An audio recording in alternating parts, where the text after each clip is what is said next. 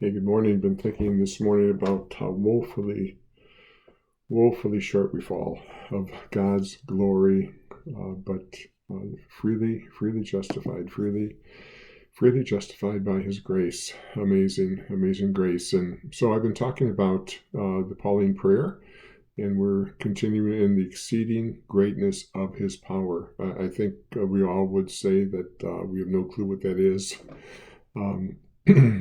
A little bit scratching the surface a bit, but Paul prayed that you and I would know in an experiential way what sort of power this is.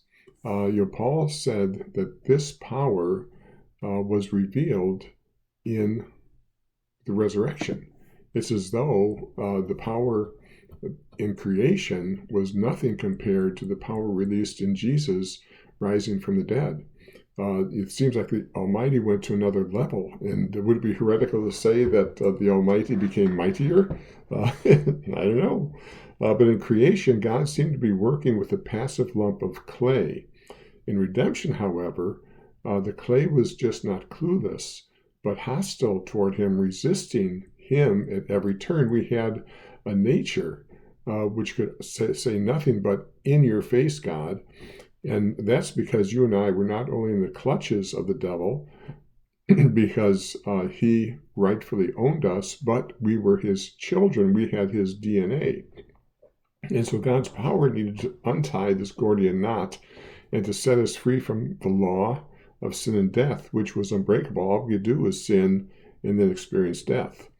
Resurrection power is greater than creation's power because God took the greatest mess ever made and made it right.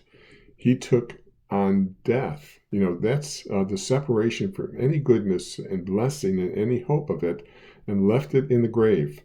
And Jesus rising now is the measure of God's power.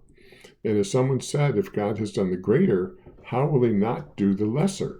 The greater is the redemption of the whole world, and the lesser is you and me. And this is the message of the cross, that God takes the mess and messes of your life, all the things you hate about it, and infuses life and goodness into it, and then transforms it. And the resurrection of Jesus Christ is God's big yes to you. And if you can believe it, it has already happened, and His power will bring it to be. But you need to know where this power is located and how to release it for it to be operable.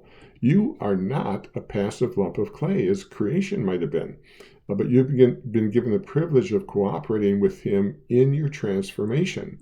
So Paul prays that you know the power that's in you, not toward you, as most translations say. Paul said the power is in you. The exceeding greatness of His power, the power that raised Jesus Christ from the dead, is in you. So His power is not waiting for you to find some magic formula to call it down from heaven, and it's not in hell where you have to battle the demons to access it.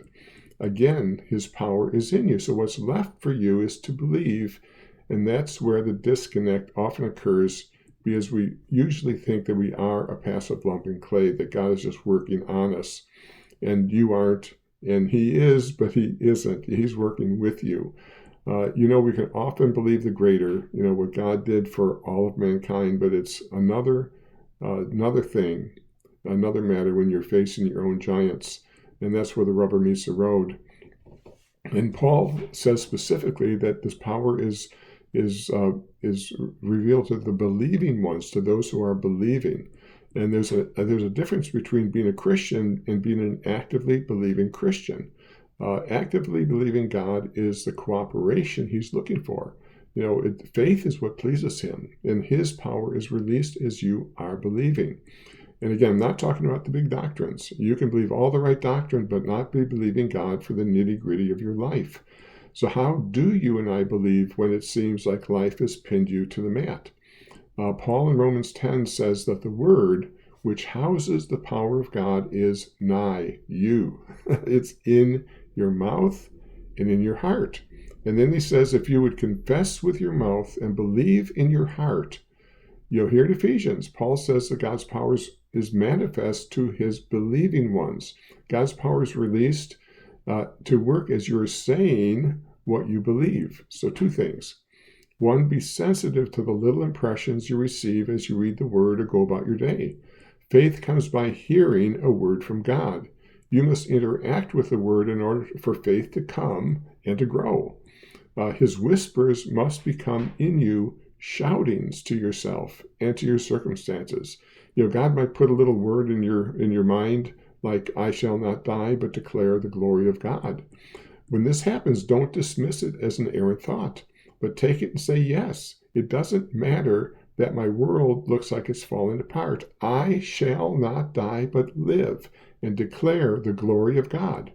One of the great issues in the church today is that believers are not believing. They are not taught how to have the faith of God. Jesus said, have the faith of God. Well, how do we have the faith of God?